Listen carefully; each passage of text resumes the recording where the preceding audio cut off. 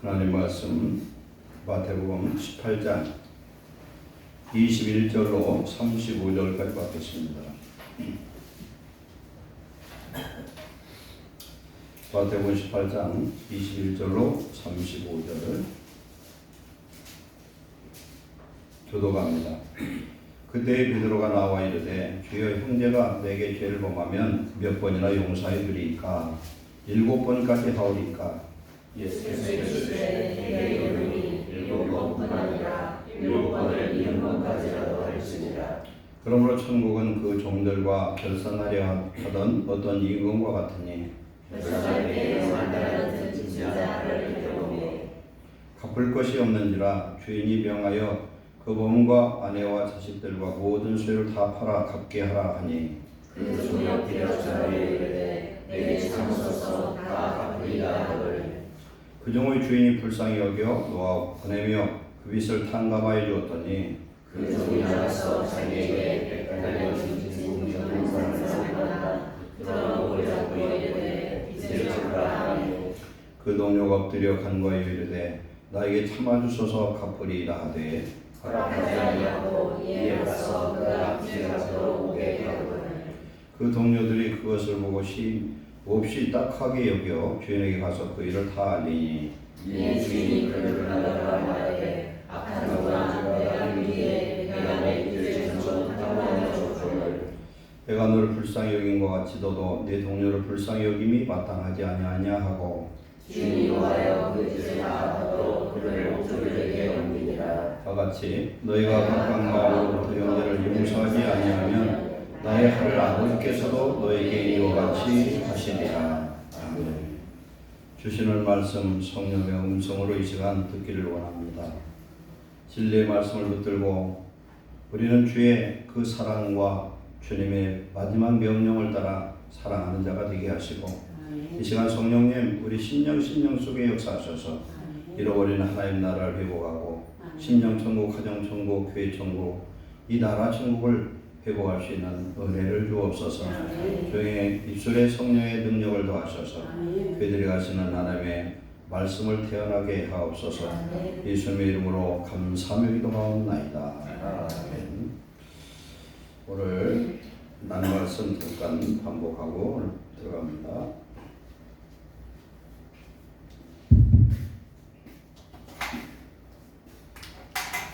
이스라엘의 그 12지파 그래서 야곱과 그 12아들에 대해서는 굉장히 중요해요. 알지만 우리가 한 번 더 반복하고자 합니다. 아브라함, 이삭, 야곱 아들이 몇이죠? 12아들이죠. 12아들인데 첫째 아들이 누굽니까? 루벤이죠. 루벤. 혈통적 장자는 루벤인데 족보상 장자는 누가 됩니까? 유다가 됩니다. 유다. 네 번째 유다는. 그런데 영적 장자는 누구죠? 요셉이 됩니다. 요셉은 몇 번째입니까? 11번째가 돼요. 아브라함 이후에 상속권의 장자권의 가장 중요한 건 누구냐면은 예수 그리스도예요. 예수 그리스도. 메시아가 누구의 계보를 타고 오느냐 이게 핵심입니다. 근데 루벤은 장자권에서 이탈됐어요. 탈락되는 이유가 뭐죠? 자기의 계모 비라와 간통을 해서 그래요. 그런데 제가 이것을 설교 준비하면서 가만히 보니까 12아들 중에 12번째 아들이 누구죠? 베냐민. 제일 불쌍한 아들이 누군가 했더니 루벤이야. 그래서 집집마다 보면 장자들은 좀 불쌍해요. 일반적으로 보면. 그래서 옛날 말로는 문열이라고 해서 문열이. 그래서 희생하는 사람이에요. 그런데 왜 루벤이 빌하와 간통했나? 이건 제 얘기고 성경에는 없는데 50%는 맞을 것 같아서 제 얘기를 한번 해봐요. 베냐민을 어디서 베냐민이 태어났습니까? 바단 아람에서 태어난 아들이 몇 명이에요? 바단 아람에서. 바단 아람에 태어난 아들이 11명이에요. 11명. 누구까지예요? 요셉까지예요. 요셉까지. 그런데 여기 아들 태어난 거 봅시다.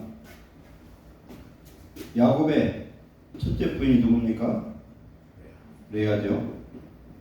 레아의 아들이 있어요. 첫째 아들이 누굽니까? 루벤이죠. 둘째 아들이 누구죠? 시므온이에요. 셋째가 잘못됐어요.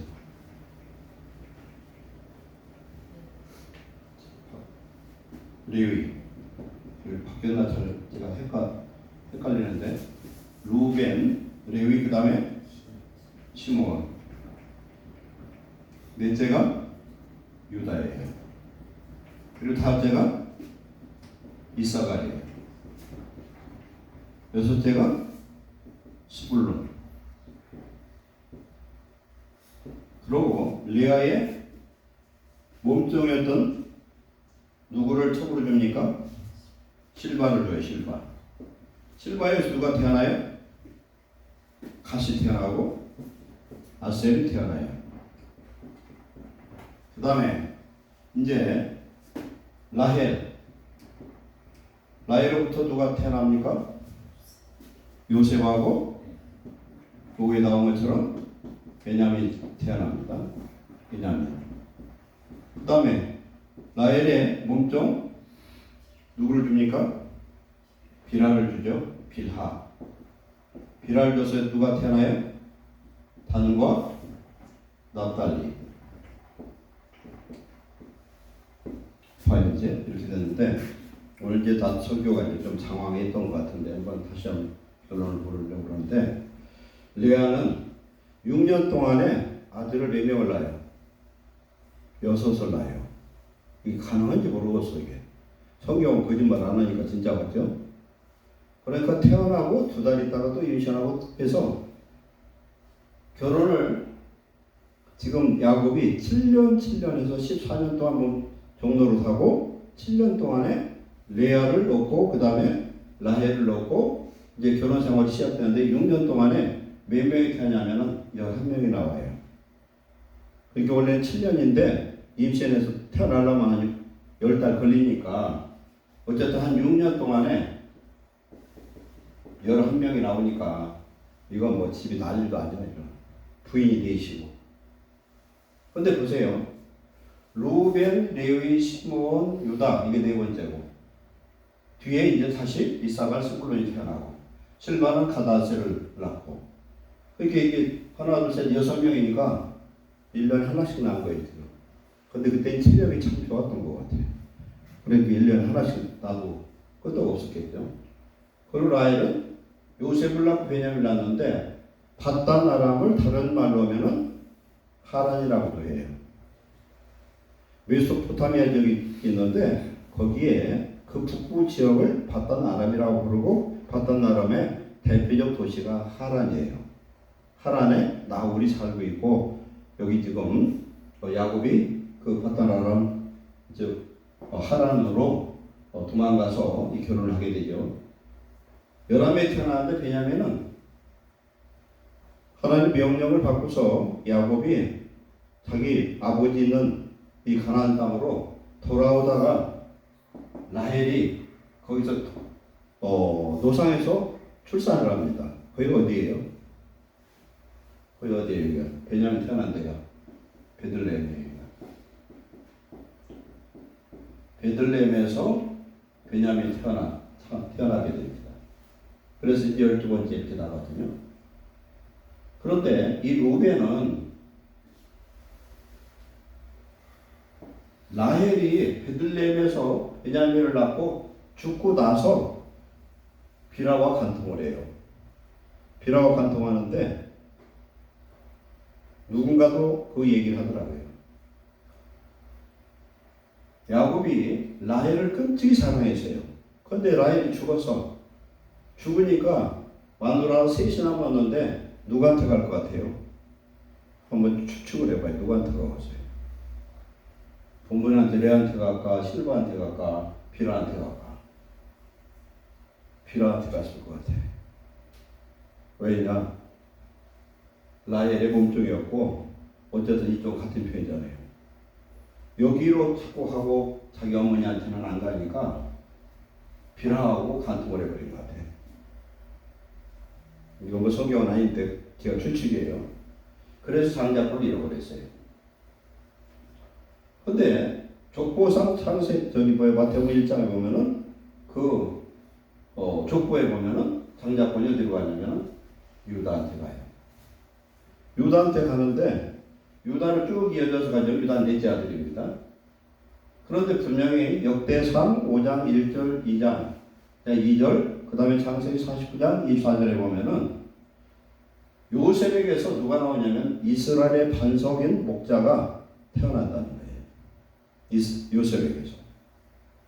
그러면서 창세기 48장에 요셉이 자기 두 아들이 누구죠? 므낫세, 또 하나는 에브라임. 두 아들을 데리고 와서 축복 기도를 받으려고 그래요. 아버지가 돌아가실 것 같거든. 그러니까 축복 기도 받아야 되겠는 거예요. 그랬더니 이때 야곱은 눈이 멀어가지고 사람을 못 봐요. 앉혀놓고 축복 기도를 하려고 했더니 그러면 제가 야곱이면은 요 앞에 누가 있겠어요? 므낫세가 있을 거고 요쪽에는 에브라임이 있을 거죠. 그런데 축복 기도를 하는데 손을 오른손하고 이걸 어긋맞게 이렇게 해서 기도를 해요. 어긋맞게. 이게 뭐라고 그랬어요? 이게 십자가 사건이에요. 이게 예수님을 누가 십자가 못 박았느냐? 먼저 난 자 장자에 속한 이스라엘 민족이 예수를 십자가에 못 박아 버려버린 거예요.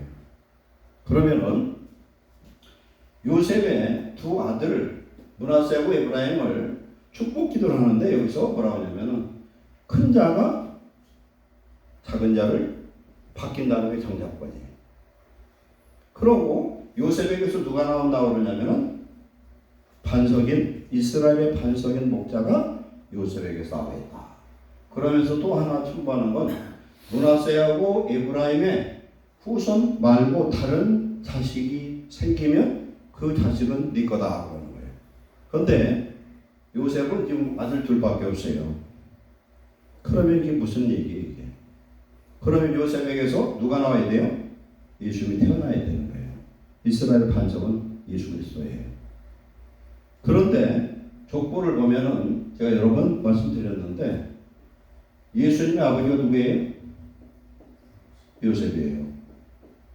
그리고 요셉의 아버지가 누구예요? 야곱을 이렇게 이어져요. 영적인 장자 요셉을 통해서 메시아가 올 거에 대한 예언의 말씀이다. 그래서 요셉이 꾼 꿈은 그냥 당시 무슨 식량 문제만 해결되는 게 아니라 미래적 예언이 거기 포함되어 있어요. 뭐가 포함되어 있느냐? 요셉이 11 형제의 먹을 걸 해결하는 사람이 되어버리고 해와 달과 별들이 요셉에게 전하는 것 어떻게 됩니까? 온 우주가 누구에게 전합을 해요? 요셉에게 전합니다. 요셉은 영적인 예수 그리스도를 예표로 합니다. 생명의 떡을 공급하는 자. 그래서 요셉에게서 예수 그리스도가 이렇게 태어나게 됩니다. 그래서 이 네 아내를 통해서 12아들이 나오는데 여기서 또 알아야 될 건 이스라엘의 12지파는 이 아들 중에 누구로 빠집니까? 12지파. 12지파에 빠지는 사람 누구죠? 12아들 중에서 요셉이 빠지고 또 레위가 빠져요. 왜 빠지냐? 레위는 출애굽을 할 때에 10번째 재앙, 장자가 죽는 재앙 이후에 하나님이 뭐라 하냐면 짐승이든 사람이든 태어난 첫 것은 내 것이라는 거예요. 하나님 거다. 그런데 이걸 하나의 법을 바꿔서 그렇게 하지 말고 레위 지파를 하나님의 것으로 삼고 나머지는 그대로 너희들이 가져라. 그래서 레위 지파가 뭘 합니까? 하나님 앞에 제사를 지내는 그 일을 레위 지파가 맡아서 합니다. 그래서 하나 빠져나가요. 그리고 요셉이 빠져나갔어요. 그러면 그 두 자리가 어떻게 돼요? 요셉 대신에 에브라임과 므낫세가 이 자리에 들어가요. 12지파. 그러면은 요셉의 후손 므낫세, 에브라임, 곧 예수 그리스도의 이 메시아가 오고 나서 어떤 형상이 나타나냐? 십자가 사건을 통해서 먼저 된 자가 나중 된 자 되는 그런 역사가 나타나요. 즉 장자된 이스라엘 민족이 밀려나고 우리 이방인 우리들이 오히려 하나님의 구원의 반열의 장자가 나중 된 자가 먼저 되는 이런 역사로 하나님 바꿔주신 줄 믿습니다. 그래서 12지파에 둘이 빠지고 이렇게 둘이 들어가더라. 그리고 요셉을 통해서 예수님이 오더라.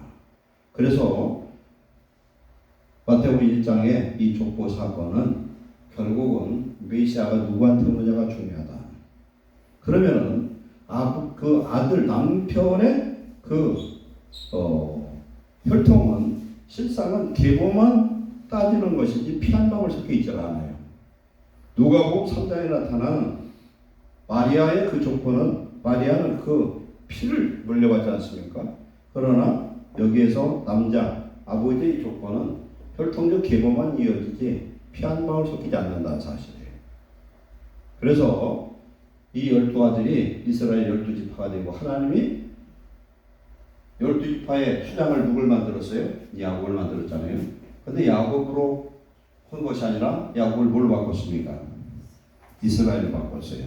이스라엘의 뜻이 뭡니까? 사람과 및 하나님과 겨루 이긴 자예요. 그래서 창세 32장을 보면은 우리가 영적 기도해서 영적인 싸움에 이길 사람은 하나님과 기도하면 응답받고 세상을 이기고 사람을 이기는 승자가 되는 줄 믿습니다. 그래서 우리 신앙생활은 기도하지 않으면 안 돼요. 기도하지 않는 사람은 그런데 야곱이 기도할 때 무엇으로 승리를 했어요? 야곱이 말씀 붙들고 이긴 거예요. 우리가 기도할 때 하나님 말씀을 붙들고 기도해야 응답이 되지 그냥 달라고 하는 것은 미션하고 똑같아요. 그래서 우리 하나님 안에서 말씀을 잘 이해하고 성경에 보면은 한 귀절 문구에 따라 속의 영적인 의미가 굉장히 내포된 걸 우리는 알 수가 있습니다. 오늘 말씀으로 봅니다. 오늘 요셉의 이야기를 낮에 우리가 배웠는데 요셉을 팔아먹은 그 10형들 어떻게 보면 원수죠. 그런 원수가 없죠. 아무리 형제들이라도 그럴 수가 있을까? 근데 실상은 형제들이 원수가 되면은 더 세상 사람하고도 풀기가 어려워요. 그런데 요셉이 노예로 팔리고 나서 그 고난의 세월, 아버지 형제들을 만난 건 몇 년 만에 만났어요? 22년 만에 만났어요. 17살에 노예로 팔렸죠, 종으로. 그래서 30살에 총리가 됐어요, 애굽에. 그러고 나서 풍년 7년, 흉년 2년, 9년 후, 그래서 22년 후에 형들과 아버지를 만나게 됩니다. 근데 야곱이, 제가 계산해 봤어요. 야곱이 집을 떠날 때가 76세 아니면 70세 그 정도예요. 77세 정도로 보면은 몇 살에 결혼했냐면 85세에 결혼을 해요. 7년 지나고 나서 결혼했으니까. 그리고 요셉을 몇 살에 출생하느냐면은 91에 출생을 합니다. 그리고 그렇다고 보면은 근데 야곱이 몇 살까지 살았어요? 147세까지 살았어요. 오늘날 우리가 몇 살까지 살아요? 90까지 산다고 칩시다. 90까지. 오늘 하영이 왜 안 왔어요? 네? 학교 갔어요? 네. 오늘 하영이 여기 운이고 보고 성경 공부하면서 물어봤어. 은희는 너 몇 살까지 살 거냐? 90까지 살 것 같아. 그리고 하영이는 금보금보거든 93살. 3살 더 산다는 거야. 90을 기준해서 보면은 야곱이 결혼한 나이를 보면은 52세 정도 돼요. 90세일 때 52세예요. 늦게 출발했어요. 14년은 그냥 공짜로 종살이를 했어요.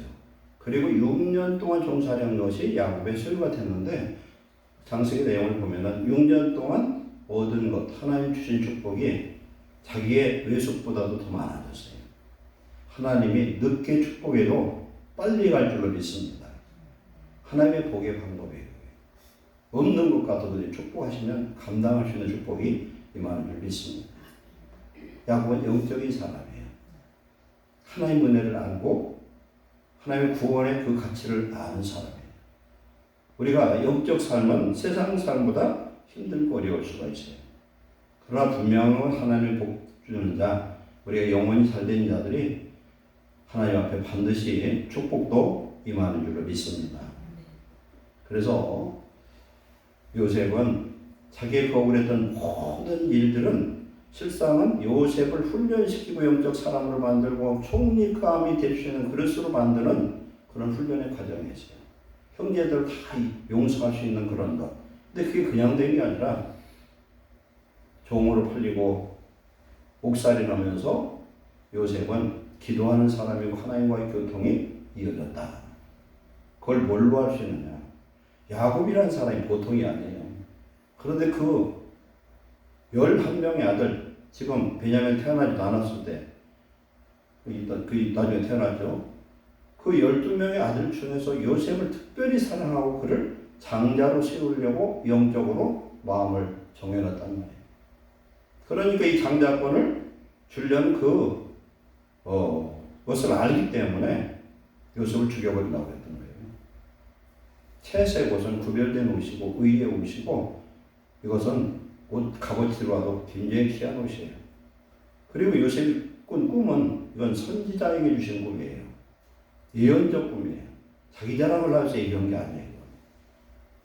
그렇게 해서 하나님은 그 꿈을 이루시고 이스라엘을 구원하는 창세기 15장에 나타나는 아브라함에게 약속했던 대로 네 후손이 이방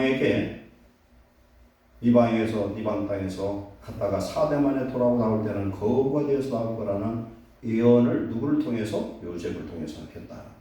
요셉이 어떤 사람이냐? 믿음의 사람이고 믿음 있는 사람은 하나님의 소망을 보여주시고 믿음 있는 사람은 어떤 것도 하나님 뜻으로 받아들일 수 있는 하나님의 모든 과정을 하나님의 뜻 안에서 이뤄가는 과정으로 축복하신 줄 믿습니다. 그래서 우리들의 삶 속에서 오늘 우리가 알아야 되는 건 어려운 일이 있고 이길 수 없는 그런 문제나 사람이나 어떤 게 없더라도 기도하면서 이격하면은 하나님이 이게 꼭 필요해서 나에게 주는 그런 문제고 시련인 줄 믿습니다.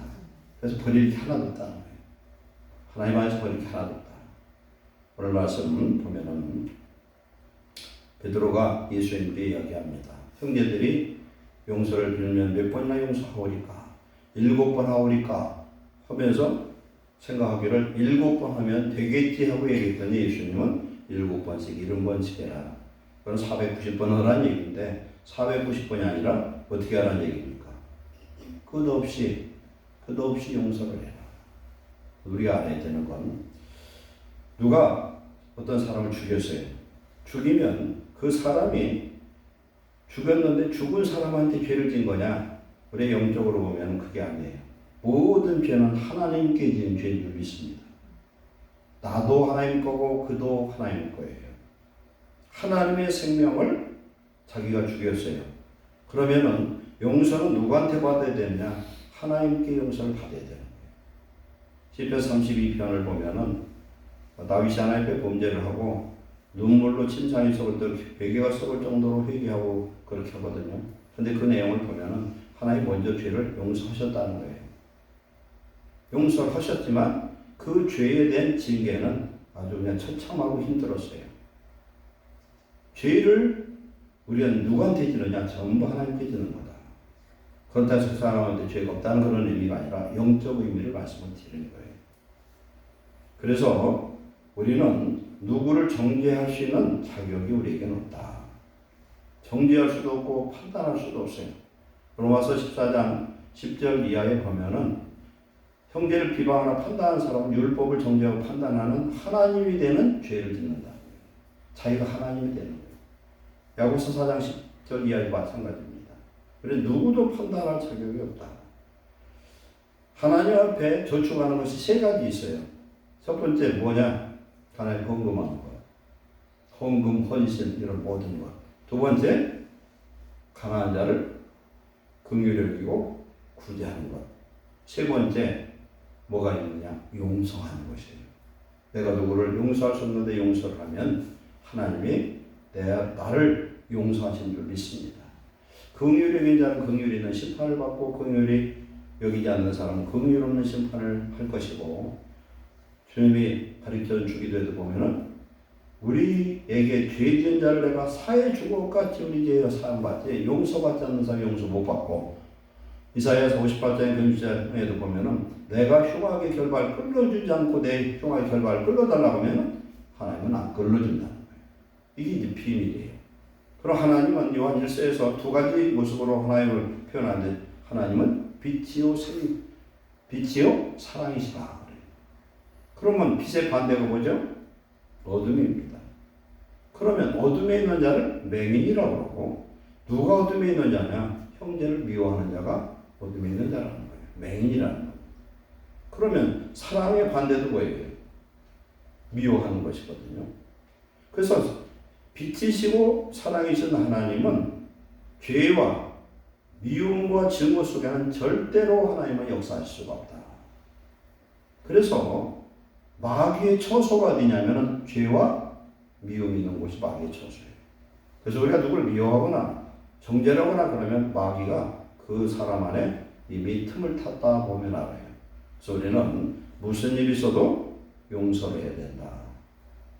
우리는 왜 용서를 해야 되냐? 뒤에 1만 달란트에 대한 비유를 말씀하고 있습니다. 1만 달란트는 제가 그 전에 계산해 봤죠. 우리 달란트는요, 은 한 달란트는 노동자 6,000일분이야. 한 6억 정도 돼요. 10만 원씩 계산하면. 그런데 금 1달란트는 15배예요. 그래서 금 1만 달란트를 계산하면 얼마 되냐면 90조 정도 되고, 은 1만 달란트를 하면 한 6조 정도 돼요. 어쨌든 두 가지 다 평생에 만질 수 없는 돈이고, 시편 49편에 뭐라고 말씀합니까?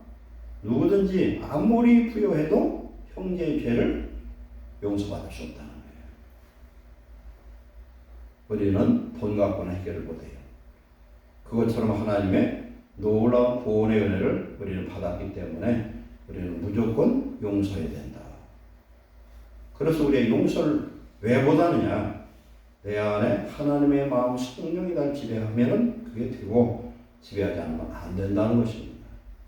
그래서 예수님 말씀합니다. 요한일서나 요한복음 14장에 말씀하는 것은 사랑하는 곳에 계명을 지키는 자에게 하나님이 거처를 함께 하시겠다. 사랑할 때 우리가 먼저 사랑하고, 사랑할 때 하나님이 우리와 함께 하시고, 미워하는 곳에 마귀가 역사하고 살인의 영이 역사하는 줄로 믿습니다. 그래서 우리는 어떤 일, 나에게 미움이 되고 나에게 해가 되고 나를 괴롭게 하는 모든 일들조차 하나님이 허용해서 나를 훈련하는 과정이라는 걸 인정하시기 바랍니다. 이걸 인정해야만 돼요. 그 사람을 봐서는 분명히 미워요. 하는 행위 하나를 보면 미울 수밖에 없어. 그러나 그것조차도 용서할 수 있는 마음을, 주님의 마음을, 그런 사랑을 반드시 받아야 될 줄 믿습니다. 미워하면 나부터 죽고, 미움을 내 안에 품으면 마귀가 내 마음을 점령하기 때문에 내가 괴로워서 못 살아요. 우리는 예수님이 내 안에 계심으로 인하여 어떤 문제도 어떤 사람도 용서하고 사랑할 수 있는 저와 여러분 되시길 축원합니다. 그래서 여기 1만 달란트 빚진 자를 얘기하면서 어떤 임금이 1만 달란트 빚진 자를 탕감해 줬더니 기껏 가서 무슨 짓을 해요? 500달러의 빚진 자 잡아다 거기다 가두니까 다시 탕감했던 것이 원인무효가 되어버려서 자기가 잡혀 들어가더라. 우리가 다 1만 달란트 빚진 자인데 100데나리온 빚진 자, 500데나리온 빚진 자 나한테 지금 해를 주는 그런 사람 보면은 정죄하고 판단하면은 오늘 이 말씀하고 똑같은 것이죠. 그럼 우리는 용서받았다는 것이 취소되어지고 결국은 하나님 앞에 구원받지 못하는 불쌍한 존재가 된다고 성경은 말씀하는 줄 믿습니다. 그래서 너희가 각각 마음으로부터 형제를 용서하지 아니하면 나의 하늘 아버지께서도 너에게 이와 같이 하시리라. 예를 들어서요, 정말 용서할 수 없는 그런 일들이 우리 주변에 생길 수 있어요. 그럴 때 우리는 뭘 기도해야 되냐? 하나님의 성령의 도우심을 받아야 됩니다. 성령이 우리의 마음을 주관해야만 하지 우리의 힘으로는 알 수가 없어요. 자기 자식을 어떤 사고로 고의로 확폭을 해서 죽임을 당했다고 칩시다. 그 상대방을 어떻게 용서하겠어요? 그러나 용서 안 하면 자기부터 죽음을 경험하게 됩니다. 하나님 안에서 우리 모두는 1만 달란트를 진정합니다. 요셉이 형제들을 용서한 건 그 모든 과정이 하나님이 하신 일인 것을 그는 확실히 깨달았고, 그 과정 속에서 그는 괴로움 속에서 한 것이 아니라 하나님의 도우심으로 축복으로 이방인들조차도, 즉 보디발도 요셉과 함께하는 하나님을 봤고, 감옥의 전옥도 요셉과 함께하는 하나님을 그들이 발견했어요. 그건 왜 그럽니까? 요셉이 영적인 사람이고 은혜의 사람이고 그의 마음에 이런 형제를 미워하는 그런 마음이 아니라 성령의 충만한 은혜가 있기 때문에 무엇을 하든 하나님 함께하는 것을 그들에게 보인 줄로 믿습니다. 오늘 이 은혜가 우리 안에 회복되시기를 축원합니다. 기도하겠습니다. 사랑하는 하나님 감사합니다. 요셉이 형제들을 다 용서할 수 있었던 것, 모든 과정과 아픔과 그런 기간 동안에 하나님의 역사요, 하나님이 자기를 훈련하는 과정이라는 것을 깨달았습니다. 오늘 우리 인생 속에서 나를 괴롭게 하는 모든 환경과 사람이 있을지라도 요셉이 용서한 것처럼 다 용서하고 하나님 앞에 용서받고 하나님 신 더 큰 축복받고 사랑할 수 있는 은혜를 주옵소서.